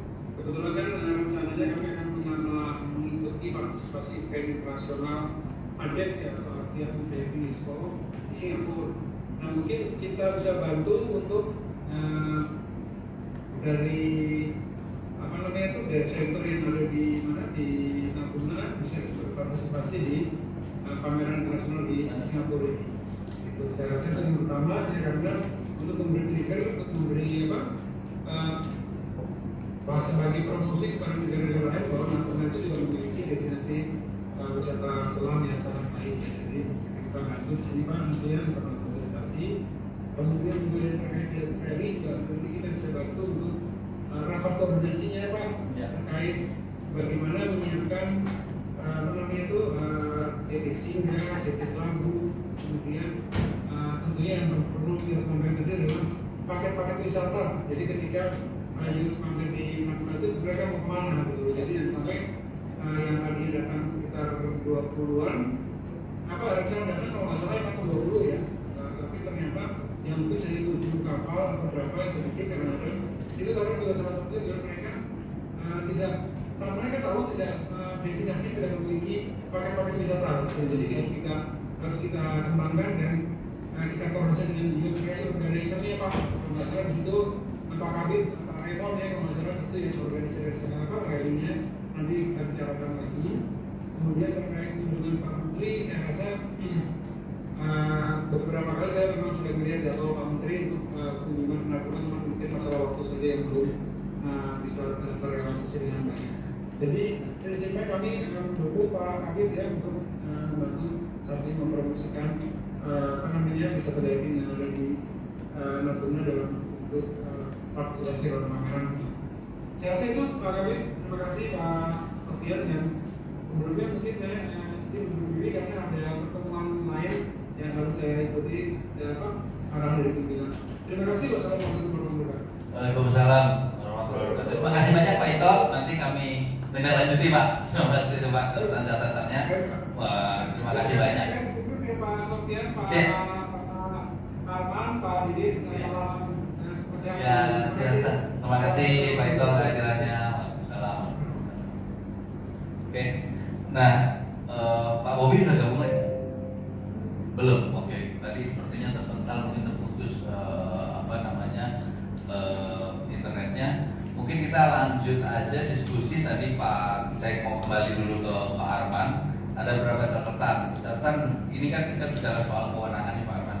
Kewenangannya itu banyak yang karena kita tahu 90% wilayah Natuna itu laut, dan kewenangan laut itu sebagian besar itu ada di provinsi dan di pemerintah pusat, dalam hal ini KKP, dan itu ada diskusi waktu itu dengan KKP juga soal itu. Dan itulah kenapa kabupaten hanya punya otoritas di daratan yang hanya nggak sampai 10% sebetulnya dari total wilayah Kabupaten Natuna itu sendiri. Nah jadinya kemudian ketika kami berkunjung ke sana juga yang terjadi itu ya, bahwa ada problem ini, problem A, problem B, problem C, dan itu disuarakan betul dengan, saya mau pakai bahasa dengan keras dan jelas oleh Pak Wakil Bupati waktu itu, Pak Wahyal, dan saya kira ini perlu jadi perhatian ya, dan mungkin dalam hal ini saya kami butuh pokok pikirannya dari Pak Arman, bagaimana sebetulnya kita bisa menyiasati ini supaya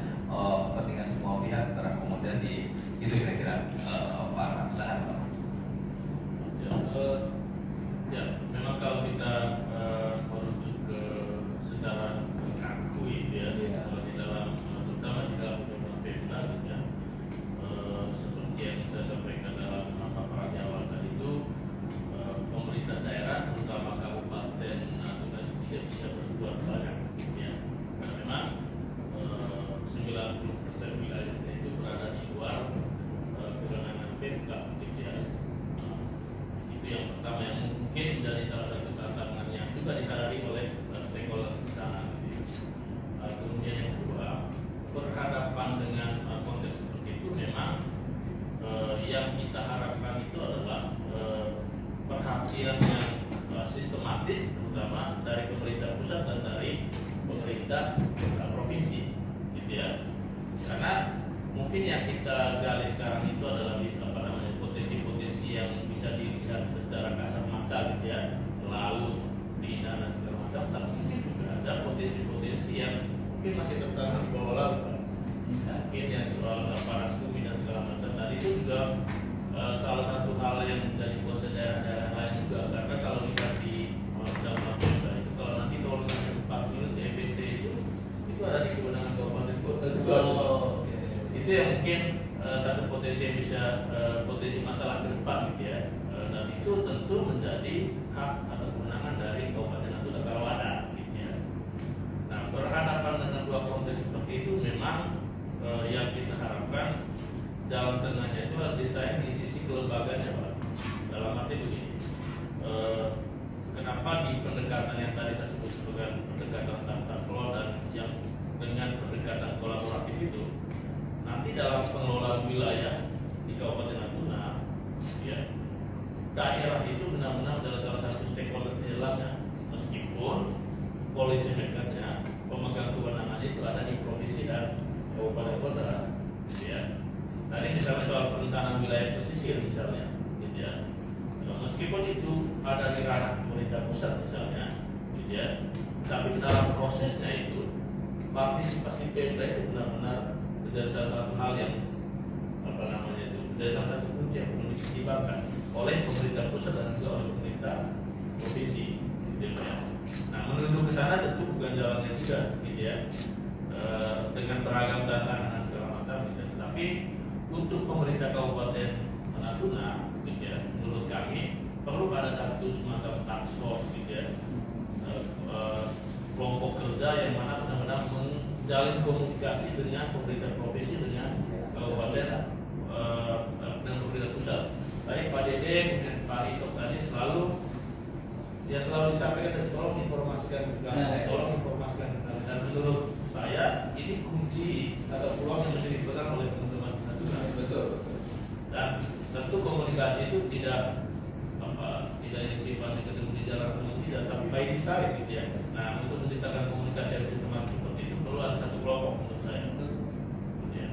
Apakah nanti misalnya berada di bawah kelompok itu atau di bawah kelompok atau di bawah dinas atau PD terkait, ya. Tapi menurut saya belajar dari pengalaman di tempat lain pada gitu ya, itu lebih efektif dan strategis di bawah ya.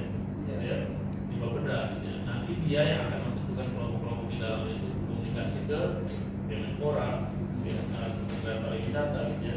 Dan itu juga kementerian lain yang terkait, gitu ya. Itu sih Pak.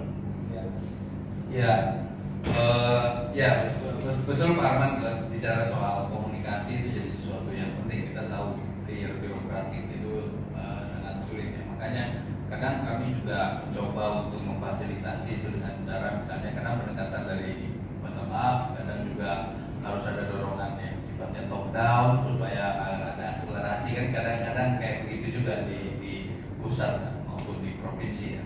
Nah, saya kira ini kesempatan yang harus ditangkap juga oleh teman-teman di Natuna. Mungkin selain itu juga selain kita bicara soal gugus tugas untuk komunikasi, kita supaya apa tadi yang disampaikan ada beberapa agenda pariwisata yang 29 itu mungkin kita ambil 1, 2, 3 yang quick wins yang bisa misalnya dikolaborasikan bersama yang bisa jadi sesuatu yang besar yang bisa jadi perhatian nasional dan itu betul-betul dipersiapkan dan mumpung saluran komunikasinya ini udah mulai terbangun nih. Pak Ito udah membuka ruang, Pak Dede tentunya akan membuka ruang, kami investasi tentunya akan kami bantu. Kemarin juga kami sudah partisipasi juga di GFNY misalnya dengan menggalang stakeholders lain. Tapi kan kalau kami di NGO, di swasta itu nggak bisa sendiri, di teman-teman di pemerintah pusat juga nggak bisa sendiri, di Natuna nggak bisa sendiri, di KPPOD juga ide-ide briliannya untuk bisa partisipasi memandu gitu implementasi otonomi daerah supaya punya manfaat bersama itu juga saya kira jadi catatan ya teman-teman. Nah, mungkin Pak Kardiman bisa memberikan sepatah dua patah kata lagi untuk bisa kita apa yang bisa diakomodir atau apa yang bisa kita tinggal lanjuti setelah ini atau bisa kami jadikan catatan supaya bisa kami laporkan nanti dalam bentuk laporan misalnya ke para stakeholder. Silakan Pak Kardiman.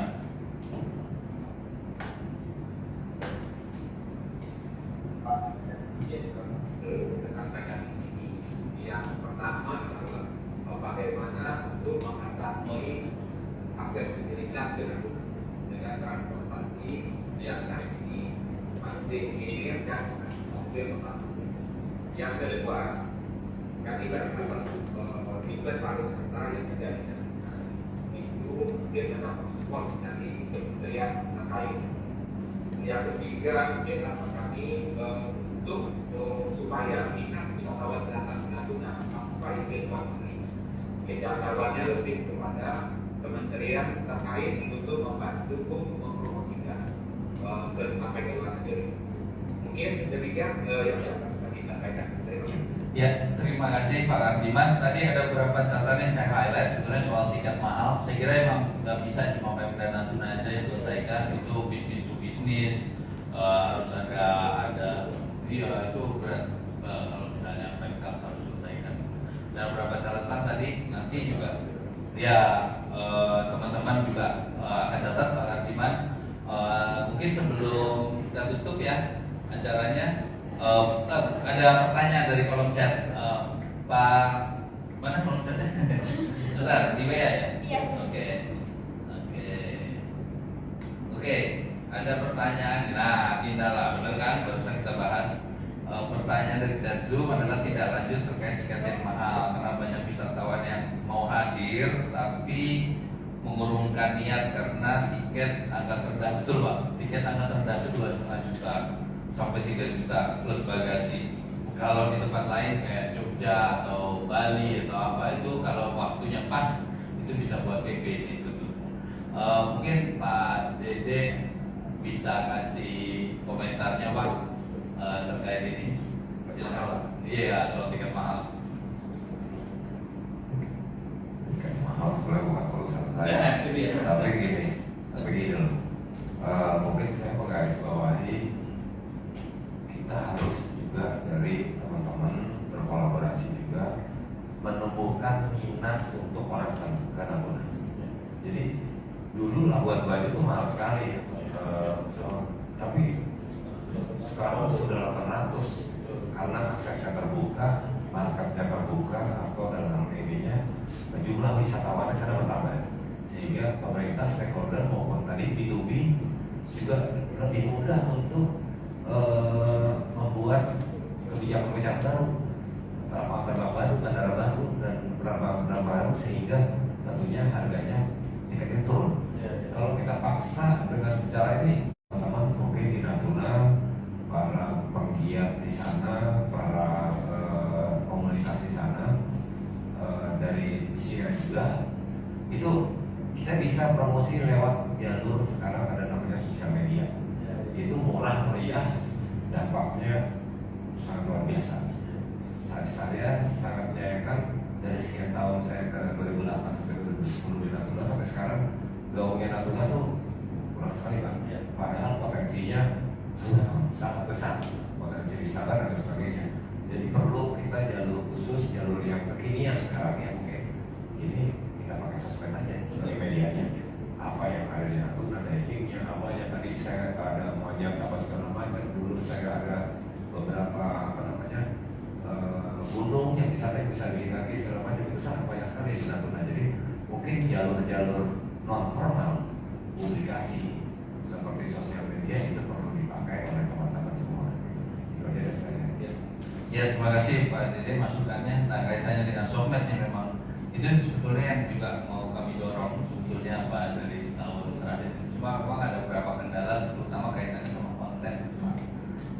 Bersama mungkin bisa sama teman-teman di Natuna sendiri galang kerjasama dengan influencer untuk promo, untuk misalnya terus mereproduksi konten, untuk kemudian menggaungkan. Tapi kata kuncinya yang tadi kita ada momentum, ada beberapa program, ada 29 program tadi Pak Kardiman sudah sampaikan, terus juga di Pak Ito juga sudah sampaikan ada IAH gitu. Mungkin 1, 2, 3 program yang bisa kita jadikan semacam quick wins di tahun ini supaya itu bisa jadi gebrakan besar supaya Natuna itu kembali jadi spotlight kira-kira ya Pak.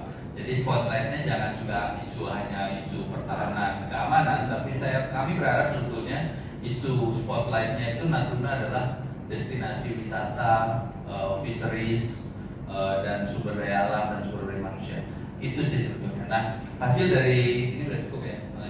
Hasil dari diskusi kita kali ini sebetulnya kami akan jadikan catatan. Nanti secara internal akan kami bahas dengan Pak Arman mungkin untuk kita rumuskan jadi semacam peta jalan kira-kira apa yang bisa diimplementasikan nanti mungkin secara formal maupun informal. Mohon izin Pak Dede, nanti juga ke Pak Ito untuk kita diskusi intens mumpung sekarang masih Januari, Februari dalam supaya kita bisa implementasi di tahun ini ada quick wins yang bisa kami capai. Kira-kira itu ya.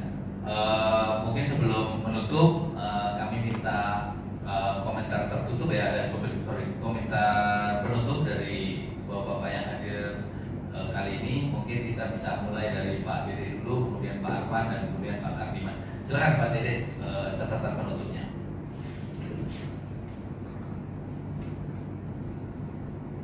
Potensi daerah Natuna yang sangat besar sekali, karena saya sudah kesana bolak-balik. Saya ucapkan dari 3 kali ini harus kita manfaatkan sebaik-baiknya demi kepentingan bersama. Tadi dari Pak Arman kita juga kepentingan bersama ya, kepentingan komunitas lokal, kepentingan dari warga di Natuna sendiri. Itu yang harus kita kedepankan dari awal.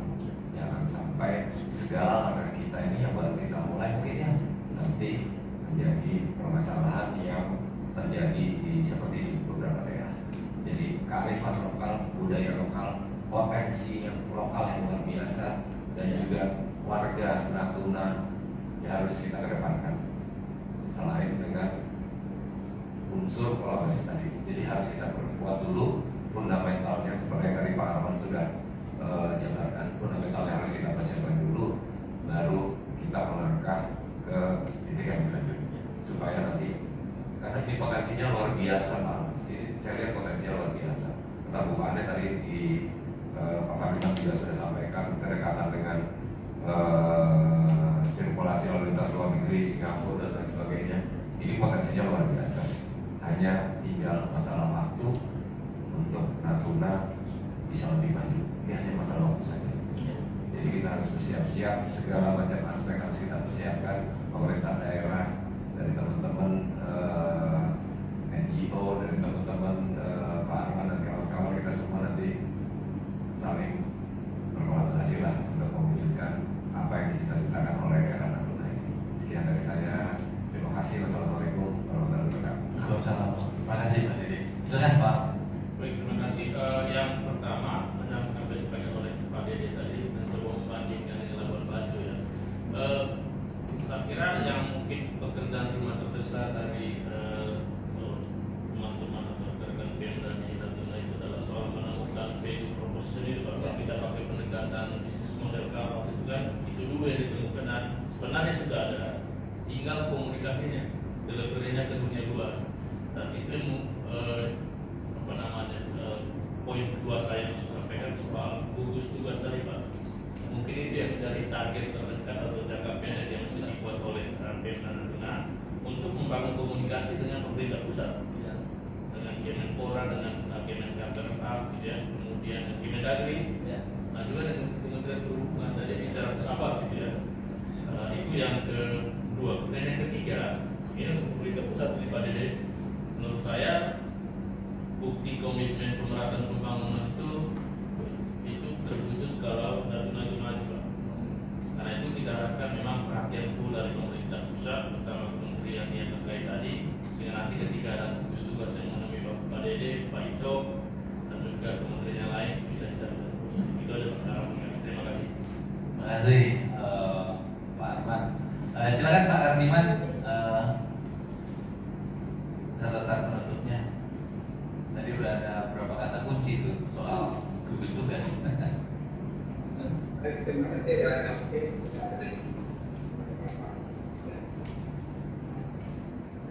Jadi, kami mungkin berharap bagaimana Natuna bisa menambah. Nah, tentu kami membutuhkan dukungan dan berkelindahan. Dan kami berharap juga pertemuan kita pada hari ini tidak sebatas selesai di sini saja, karena hanya di Sisi Utara di Natuna sekarang di Sisi Utara. Kalau nanti di Sisi Utara itu komponen besar, itu bisa hilang informasi, bisa hilang yang kita bicarakan mungkin ada yang harus bagaimana yang kita bicarakan hari ini itu berarti terbangun sebuah fundamental bagaimana Natuna itu ada dan terima kasih. Terima kasih Pak Ardiman. Kebetulan Investi nanti akan mencatat apa yang ada saat ini, masukan-masukannya semua, dan kami akan bantu untuk selalu menjadi nota pengingat lah. Dan kami juga akan fasilitasi apa yang bisa kita kolaborasikan ke depannya. Kira-kira itu. Oh iya, ini ada statement. Maksudnya dari komunitas. Oh, dari komunitas. Silakan masukannya sebagai catatan, nanti kami akan akomodir dalam program tahun ini. Silakan. Dari Rumah Sakit, Pak Natul, silakan. Terima kasih. Mohon suara saya terdengar jelas. Terdengar. Oh ya, baik, terima kasih Mas Sofian. Apabila kita jumpa lagi meskipun lewat Zoom, Mas Sofian. Saya Naldo dari pengurus Natuna Geopark Forum juga di pengurusan Rumah Sakit.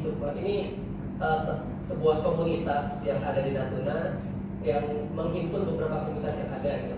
Nah, jenis-jenis komunitas rumah sakit ini nggak hanya kami saja, juga banyak lagi yang lain itu yang menghimpun beberapa komunitas. Jadi yang ingin saya jelaskan hanya di Natuna komunitas-komunitas lokal yang bergerak di bidangnya masing-masing alhamdulillah sudah banyak tumbuh, Pak. Seperti yang kami lakukan itu komunitas sejarah dan budaya, kemudian komunitas maritim juga teman-teman dari Jelajah Bahari Natuna, lalu ada komunitas fotografi, videografi, seni, sastra dan lain-lain gitu. Nah, kami sudah bergerak yang sesuai dengan passion yang kami lakukan, kemudian juga sering kolaborasi dalam berbagai kegiatan. Memang tadi di ujung-ujungnya memang perihal tiket, Pak. Jadi saat saya kuliah di Jogja dulu, saya senang sekali mempromosikan tentang Natuna gitu. Jadi sepanjang lebar, setengah jam saya promosikan pertanyaan terakhir mereka hanya satu Pak, tiket ke sana gimana? Gitu. Nah, setelah mereka cek lewat aplikasi pembelian tiket, kan tiket.com, Traveloka dan lain-lain, ya ekspresi pertamanya mereka kaget gitu. Wow, pada gitu kan. Loh, ini lebih mending saya ke Bali gitu. Lebih mending saya atau mungkin KPP ini dengan harga segitu. Nah, jadi alam yang indah di Natuna ini ratusan pulau dan kekayaan laut yang banyak, kan? Yang sudah kita promosikan lewat berbagai platform media sosial. Kita di sini ada teman-teman komunitas konten kreator segala macam itu yang sudah sangat sering mempromosikan Natuna. Jadi ujungnya tetap itu di harga tiket. Jadi mungkin nanti bisa ya ini juga catatan yang sering kami gaungkan di luar mengenai tiket. Baik, terima kasih itu dari kami, terima kasih. Ya, terima kasih Mas Nando. Ya, itu ada tiket, tapi kita nggak boleh terjebak bilang mana telur mana ayam lebih dulu di soal dua-duanya harus berjalan beriringan ya supaya problem ini bisa segera selesai. Agak memang juga kurang tadi jika dibandingkan dengan Labuan Bajo yang begitu besarnya segala macam, saya kira itu pelajaran poin-poin positifnya bisa kita coba implementasi lagi. Saya kira pertemuan kali ini saya cukupkan sampai di sini. Untuk teman-teman yang sudah hadir, para panelis, terima kasih banyak untuk kesetiaannya. Saya kira ini forum yang sangat baik ya, sama-sama untuk pengembangan Natuna ke depan. Saya kira sudah cukup sampai ini. Catatan-catatannya juga tadi menarik dan kami pastikan bahwa kami sebagai fasilitator di sini pasti akan terus-menerus menjaga agenda, terutama kita akan merumuskan tata jalan untuk kita implementasikan di 2024. Assalamualaikum warahmatullahi wabarakatuh. Terima kasih. Selamat siang. Recording stopped.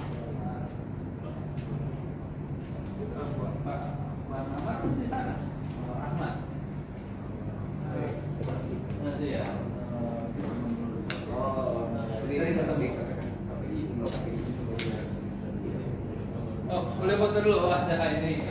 Oke. Boleh ya masing-masing.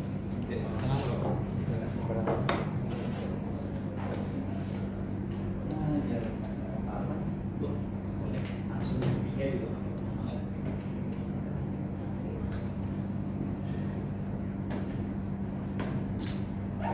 Oke, bertiga ya. 2, 3. Lagi 2. Oke.